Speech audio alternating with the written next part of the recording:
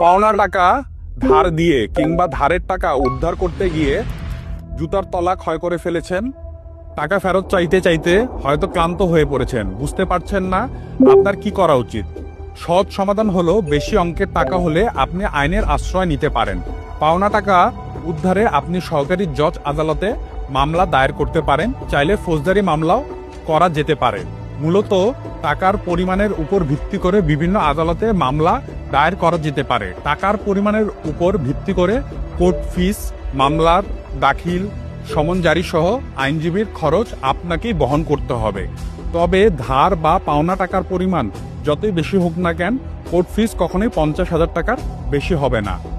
The civil courts সংশোধিত 1/2021 অনুযায়ী দেওয়ানি মোকদ্দমার ক্ষেত্রে একজন সহকারী জজ 2 লক্ষ টাকা থেকে 15 লক্ষ টাকার মোকদ্দমার বিচারিক কাজ করতে পারেন। একইভাবে সিনিয়র সহকারী জজের বিচারিক এখতিয়ার 4 লাখ টাকা থেকে বাড়িয়ে 25 লাখ টাকা এবং আপিল শুনানির ক্ষেত্রে জেলা জজের এখতিয়ার 5 লাখ টাকা থেকে বাড়িয়ে 5 কোটি টাকা করা হয়েছে। দেওয়ানি মামলা করার আগে আপনাকে স্মরণ রাখতে হবে, কম টাকার ক্ষেত্রে আদালতের আশ্রয় না নেওয়াই ভালো।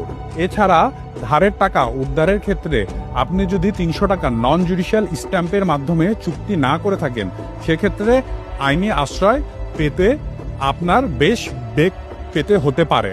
আর ফৌজদারি ক্রিমিনাল মামলার ক্ষেত্রে দণ্ডবিধির 405 ও 415, 417 ধারার আলোকে অভিযোগ এনে সিআর নালিশি মামলা দায়ের করা যায়। এছাড়া ক্ষেত্র বিশেষে থানায় এফআইআর করা যেতে পারে। ফৌজদারির ক্ষেত্রে কোর্ট ফিস দিতে হয় না এবং অভিযোগকারীর কোনো আর্থিক ক্ষতিপূরণ পান না। তবে শাস্তির ভয়ে জামিন নিতে সাধারণত আসামি অভিযোগকারীর সঙ্গে মীমাংসার চেষ্টা করেন। অনেক ক্ষেত্রে বড় ধরনের লেনদেনের ক্ষেত্রে সেট অফ এবং কাউন্টার ক্লেমের বিষয়টি বেশি আলোচিত হয়ে থাকে।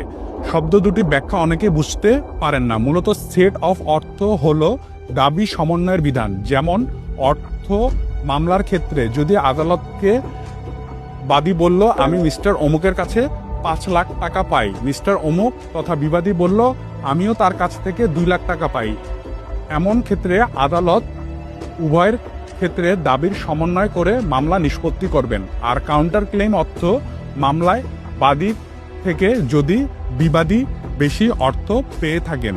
তাই আপনার পাওনা টাকা উদ্ধারের জন্য একজন বিজ্ঞ আইনজীবীর পরামর্শ গ্রহণ করুন। তিনি আপনাকে গাইড করবেন কোন ধরনের মামলা দায়ের করে আপনি আপনার পাওনা টাকা সহজেই উদ্ধার করতে পারবেন। ধন্যবাদ।